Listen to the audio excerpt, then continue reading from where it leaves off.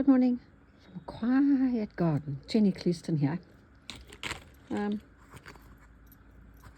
How you all doing? Everything is fine here. I'm back to this today. What I'm going to do now is finish this little doobie that I started off. Now, where did I find it? That's a good question. Was it on...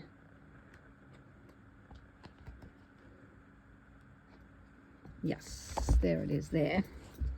I'm doing this seam treatment here from the Crazy Cool Projects book. And if I follow the instructions, I know what it is, by the way. So you've done, it's a knotted fly stitch, sorry. So the little flower over there, the little bud over there, get it focused, Jennifer, is a knotted fly stitch. Right. What did I use in there? It said I used oh no, hang on. It said I used a 4mm silk ribbon. So that is what I am going to use, 4mm silk ribbon. Now, color choice is going to be interesting because I'm just going to use my stash. I don't really want to go into, why do I always pull up purple? Have you noticed that? It's the weirdest thing. There is a kind of a hotter pink. Is it orange? No, it can't go orange there. It's a very hot pink. Should we go blue? That's the whole discussion of everything here, is what color to use, isn't it?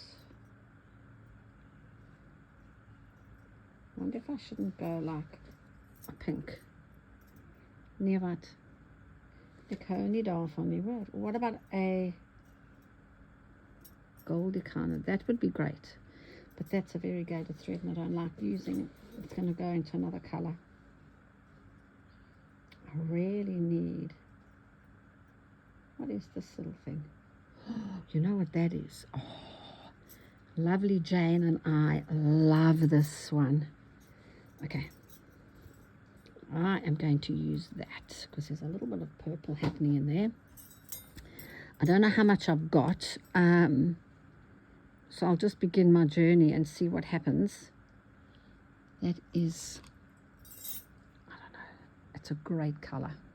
Right, so that tells me, my book tells me that I am doing a knotted fly stitch for the bud. Okay, so we're going to do a knotted fly stitch. Come up, down we go. A fly comes up at the bottom. I'm just going to get her nice and fat. Yep. Then make a loop with your ribbon. Come underneath there gently now. Part the ways. I'm working with, and then I'm just going to pull this and it forms like a little knot at the bottom. Sorry. I'm not going to pull that too tight yet. I'm just going to get my ribbon through and then let it do its thing. How about that?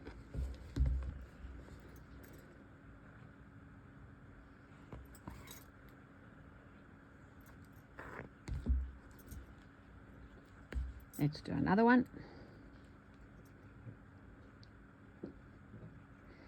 Now this ribbon, so I'll do another one here. Just open it up a little bit. Come on, stay open. Let's go over here. So she needs to be at that jaunty angle.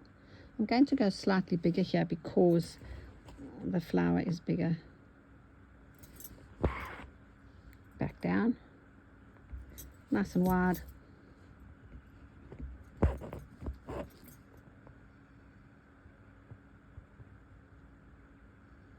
Find the right place. Gently pull her through. Now form the knot. Pull her to get her to where you want her to go, and then insert the needle and let the ribbon do its thing. See, that's a nice one. I like that one. Sorry. Okay, perfect. End off.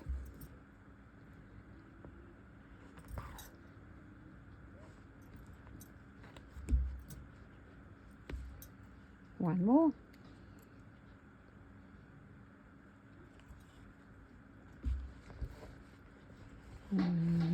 This will go this way.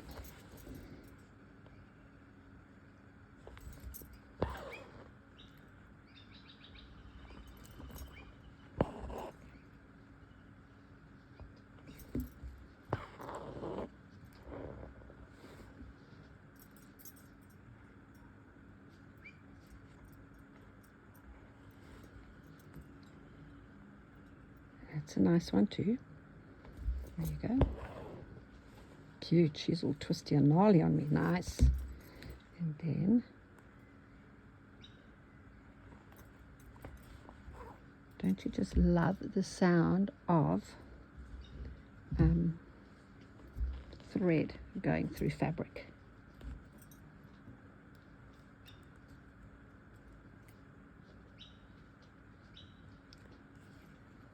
There you go.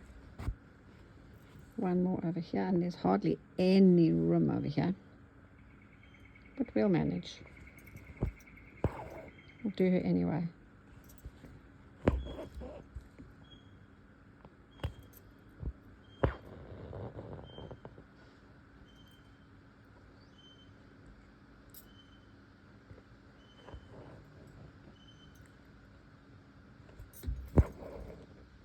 Okay. Oh, she's a bit wonky and lopsided. Come on. I want you to behave. But you know, it's okay. You can be a little bit hail damaged. There's only 4 there, peeps. I don't really like that, but let's just see what happens. I like to work in uneven numbers. What I'm now going to go, I'm going to put little stab stitches in there, and what I'm going to use there is, let me just put my needle away, being a good girl. Where's the other one? There should be a yellow one in here. 1, 2. This is in the pack, by the way. Let's see where the other one is, peeps. Here it is. I was right. It's a yellow. It's that's definitely, yeah. Nope. My favorite brown in the world. And that's a 12. So remember, I'm saying it's a 16, but there, Chameleon 12s are like a pearl 16. I wonder if I should just go back to the green or the brown or the red. Is that a 12? Yes. Let's have a look. Yep, that'll do. So remember, I'm going to open it.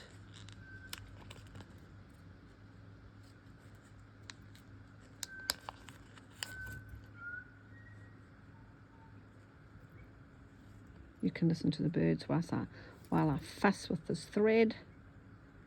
Find the center. Sorry, I'm just going to make sure. There you go. I'll just use a spare one of these, as I showed you in my last video.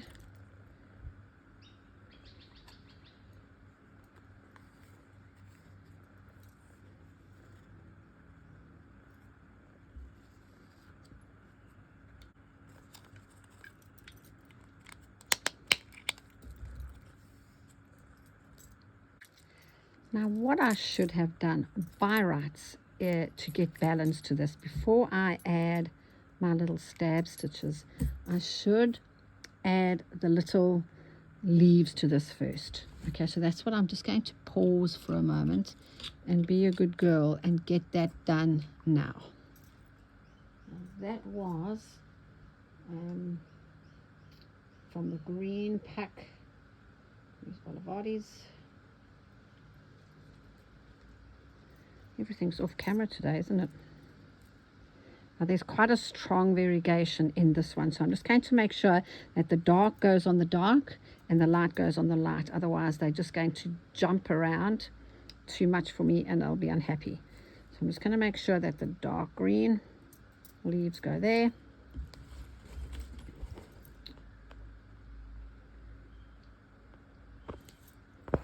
I'll do that first because I think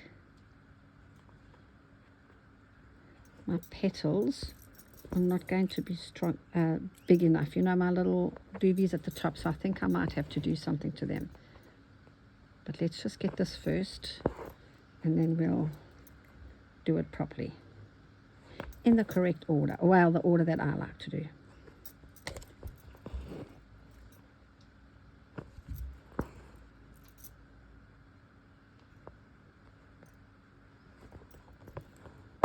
Oh, sorry. Bumping the camera. I've got a bit of a loop there.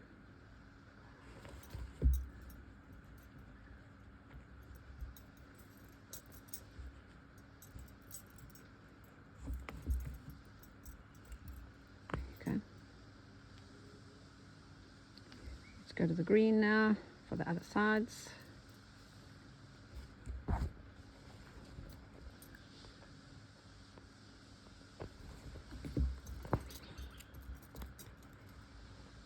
Do you know, I cannot remember if on the other ones of these, if I put beads or sequins. Can you remember?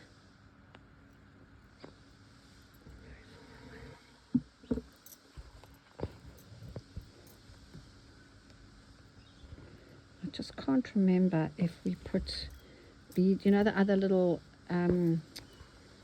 shapes, if I put beads or sequins on, because I feel as though I want to add some beads here, some pearls, but if I haven't added them on the other ones, it's going to be a bit of an issue.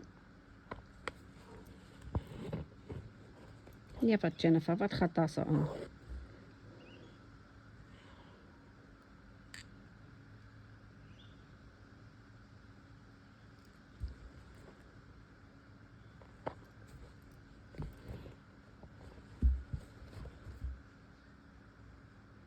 I'm just going to slow myself down today. Just running ahead of myself.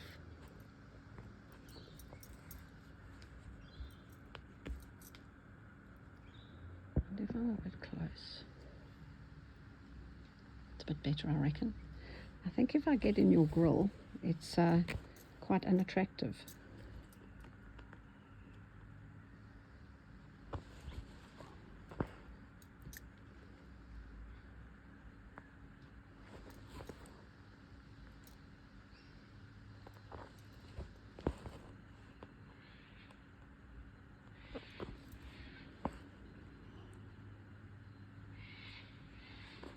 There we go.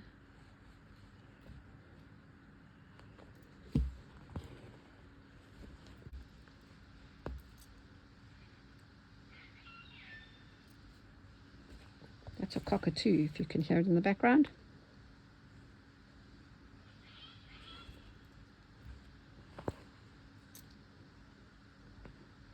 Now you can see that once I've added the lazy daisies to the leaves, all of a sudden the little petals, the little, you know, petals at the top aren't actually holding well enough.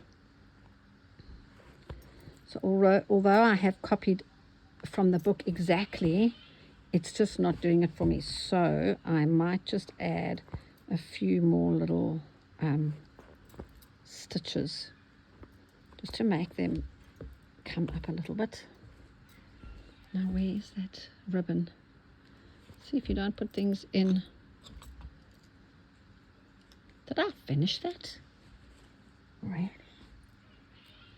No, I didn't, Jennifer. There's still some here in the other pincushion. Yeah, what I think I'm going to try and do is just make that a little bit bigger. So if I come out from here,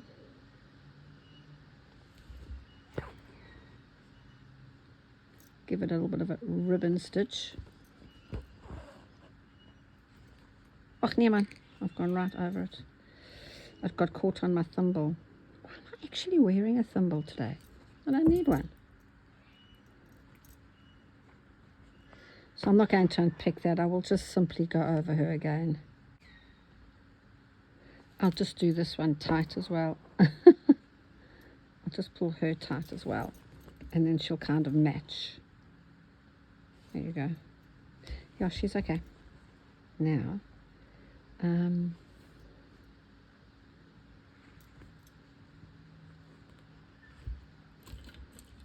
you need to go over here.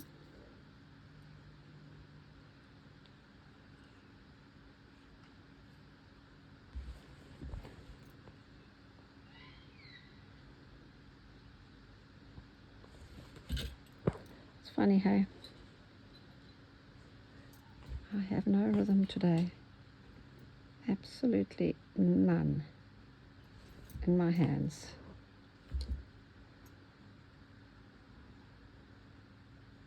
None whatsoever.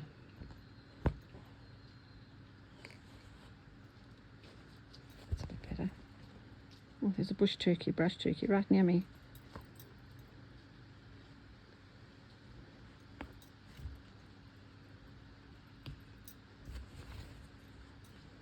Okay, I'm actually happier with that. So I've just got to make sure that those also are bigger. I'm just trying to find a colour. You know, perhaps these little petals weren't worth the whole effort, but once I add the little other things in, I think I will be happy anyway.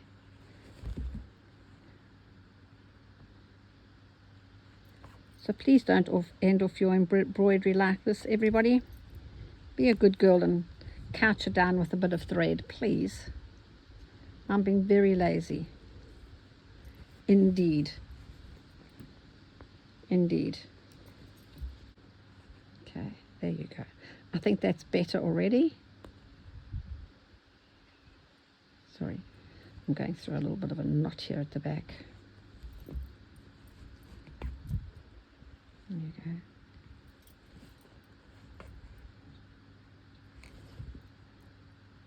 Much better. Much better. What do you think? So this is how you should end off your silk ribbon. Let me be a good girl. Just use any bit of thread.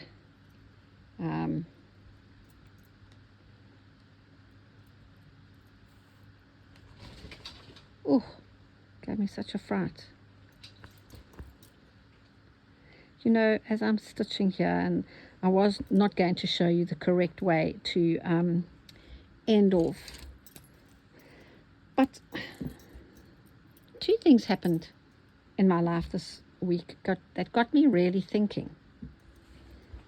I don't know if any of you listen to podcasts, and if you do, I really highly recommend that you listen to, I'm going to use the brown, by the way, the 12, which is equivalent to a 16. So there's a podcast series called Haptic and Hues. I will, if I remember, I'll put a link on, in the descriptions or in the notes, like other people, do in my. Anyway, so I'm gabbing on all over the shop today. Anyway, Haptic and Hue. And the host is Jo Andrews, and she's a weaver herself, but her podcast is all about fabrics, traditions, ancient sewing crafts, blah, blah, blah, blah. It's really interesting. I find it fascinating.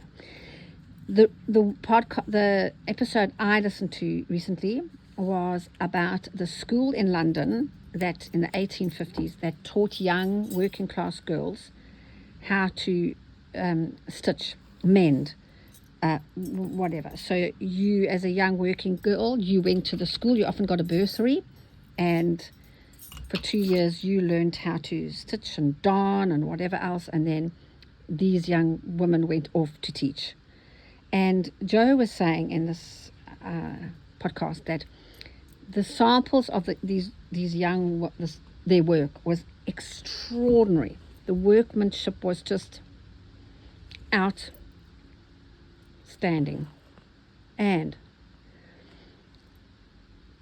just a minute detail, and it's just, yeah. So I'm going on because she really, and what got me thinking was, what are the legacies? So that's the legacy that generation of stitchers in Britain, they left that to us, this minute, tiny, the workmanship was outstanding. What legacy are we leaving? My generation of stitchers, because as you can see, I am not a purist. The back of my work is, well, messy. I tie knots. I travel. I mean, that's just, a big remorse. And I'm scared that, I don't know, we're not upskilling, this new trend of sewing. And are we upskilling? Are we leaving something to the skill and workmanship? As I said, I'm banging on about that, is something to be admired. Is that what is happening now? Are we doing stuff that the following generations can say, wow, you've taught me something, I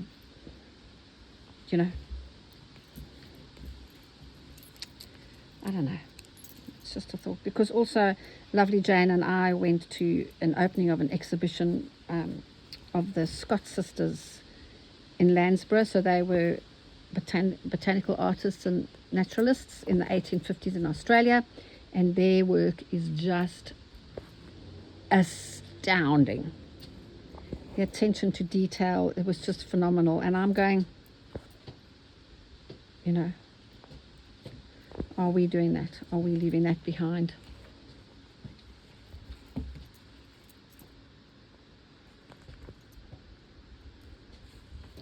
Okay, so I've done all my little stab stitches.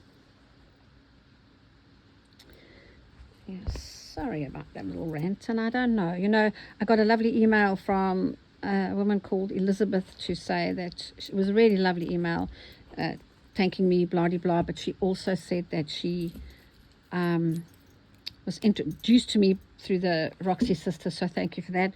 But she is now teaching her granddaughter they're making a quilt together, a little doll quilt together, and that's what we should be doing, I suppose. Yeah.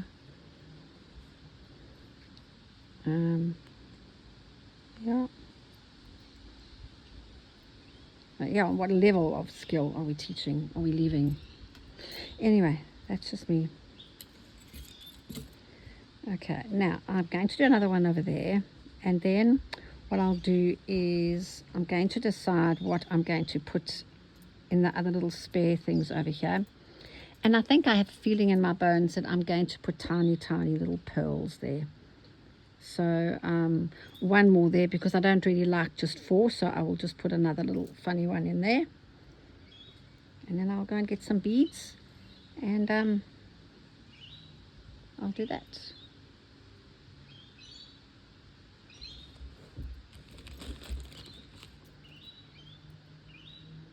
Wow, no rhythm today, Jennifer.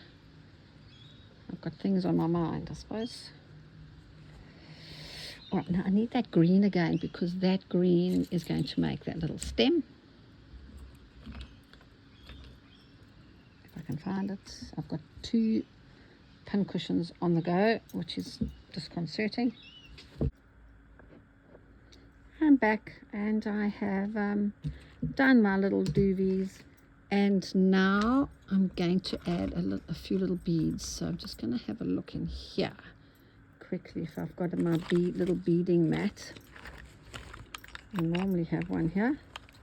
Ach nee wat, dis nie hier so nie.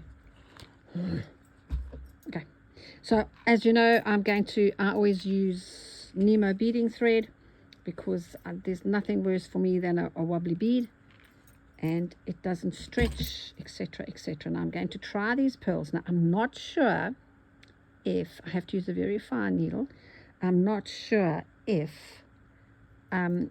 these pearls that I've chosen are going to be too big and cumbersome, but I can only judge if once I have put them on my work. Okay, so if you follow me and you know the needles that I use, once again, I only use 2 types of needles, a chenille needle and a milliner's. I buy a pack of chenille 22s. That takes care of ribbon embroidery, wool embroidery, blah, blah, blah, blah. And then the next pack I buy is a size 3 to 9. And obviously, this is the 9, and it goes through most, if not all, of the beads that I use.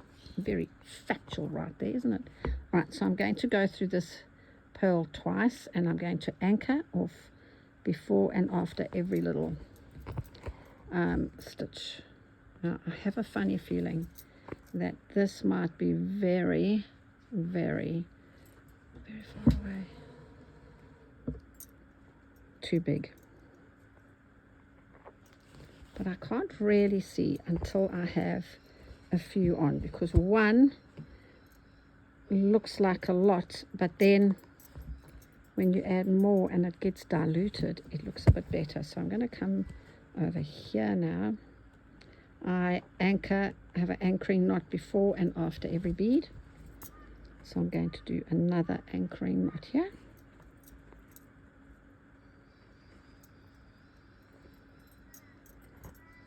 Oh, damn it. Door knot.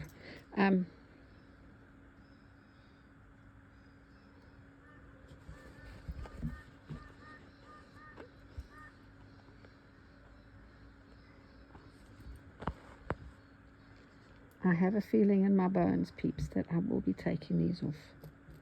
But let me just bomb along. I have got smaller ones. But if I went too small, I think what would happen is it would get quite busy. So I'm just going to do a few.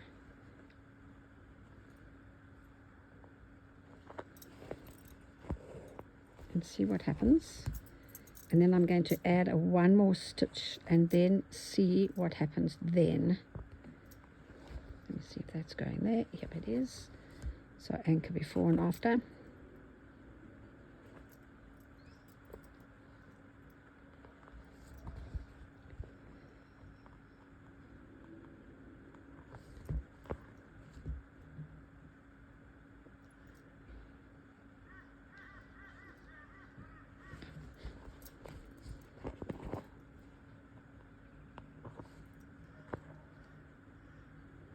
Okay, I'm just going to leave that there for now, just those two. And then I'm going to come in and add to that herringbone with the brown. I'm going to see what happens. Now, just make sure that this one definitely goes in the pincushion, because it's too fine to leave lying around. Now, that brown, where did I get that brown from? I've got it, don't worry. So in the pearl number 12 that I was using,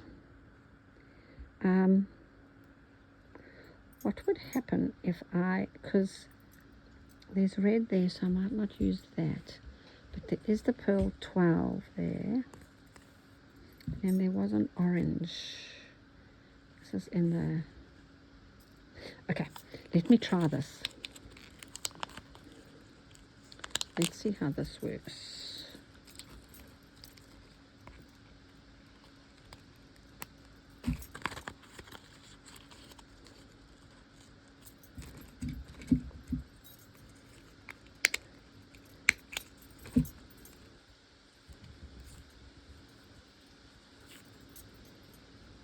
Can you hear the winds picking up? So that means it's getting late.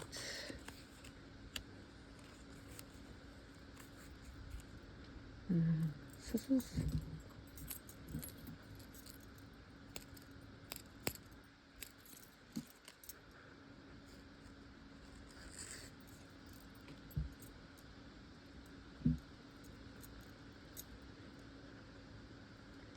let's see what happens.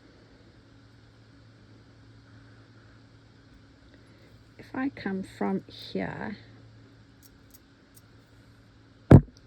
sorry, bumping. Now this here is, if it's going to work, I want to come from where the pearl is.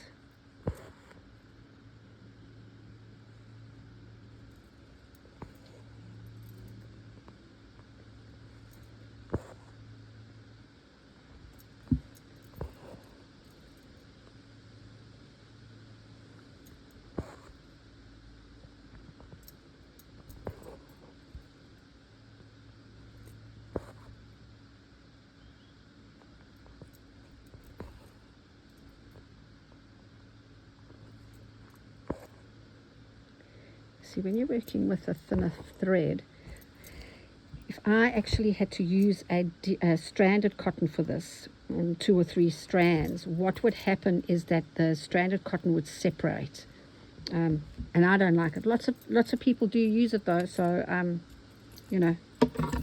But for me personally, I prefer to use a pearl thread. So each one of these that's got a pearl will have a little dangling jub underneath it, and then the pearl, I don't think, will be as heavy. That's just my thoughts on this. I think that's why I like crazy quilting so much, because as I said before, and maybe that goes back to that upskilling that I was talking about, you know.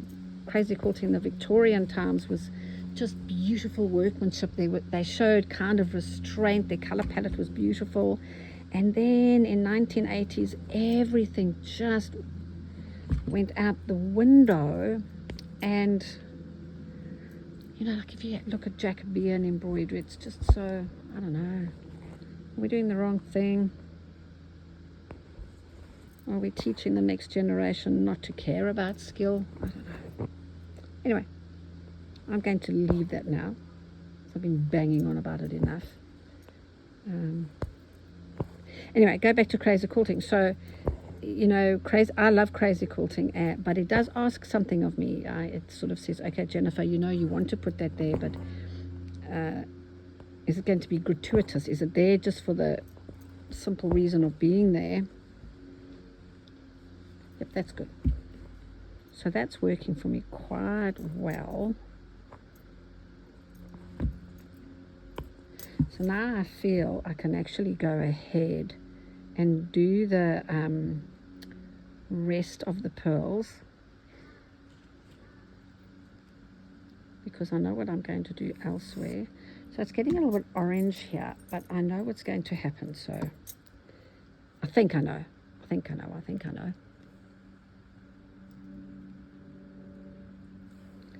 So there's going to be one there, one there, one there, one there. So I'll put another little morse over here.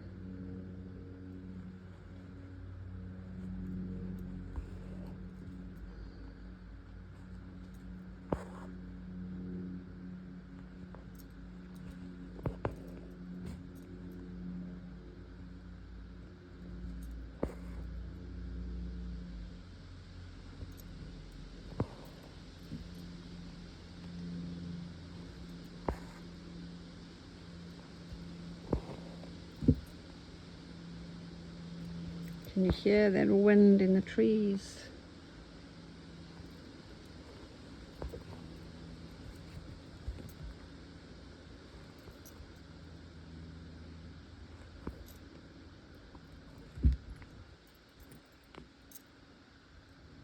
Last one. She's going to come right up close here.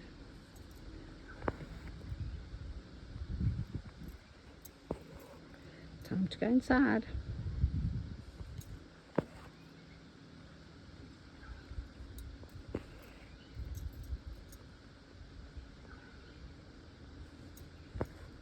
Now I do want to add colonial knot still to this herringbone, but I just need to figure out if I'm going to go green or brown.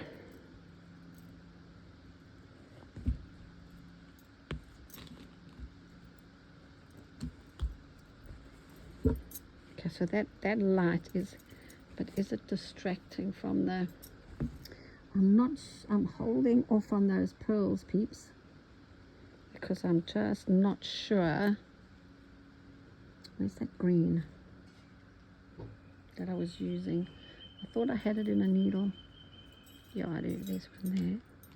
Just want to see something quickly. So I've been working here. Sorry, I keep hitting that camera phone.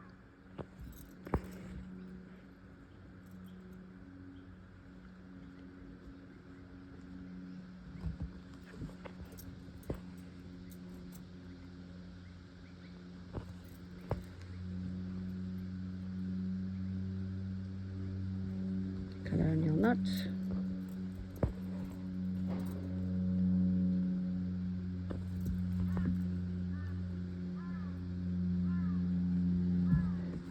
Now what's bothering me here is that is quite dark. It is in the green over there, and now I'm going lighter, so that's the only thing about variegated threads. I just am not a fan sometimes. More often than not, I'm not a fan.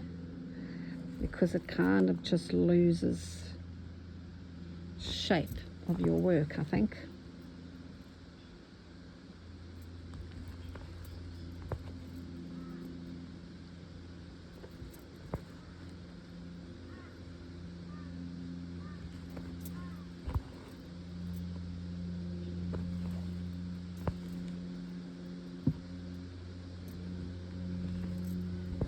So now what I'm going to do is I'm actually going to take my work out of the hoop and then look at it with fresh eyes, with all the extra fabric. Just going to park this thread out there, and then I'm going to look at it, how I'm going to see it. So let's get rid of the book. Oops, sorry. Going to fold her like this, because that's actually how we're going to see her.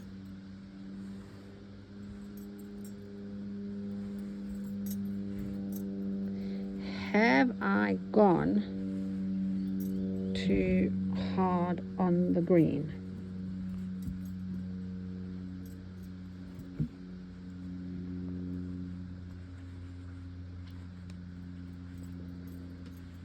Don't worry about this negative space, because I am going to be putting something there. So for me, I don't mind this shape, this green, but that's gone really dark on me, that variegated green. So out she comes. I'll get rid of her, and I'll get rid of this, and I'll get rid of that. So next time you see me, I'm going to do sort of, as I said, insects and bees there. So I'll thoughts, everybody? See, that green is so dark. It's very dominant. Okay, I think that I will call it quits for today. It's worked. What hasn't worked, I'm happy, I'm not happy, but you know what? It's stitching. So let me go. And thank you so much for your time. Bye for now.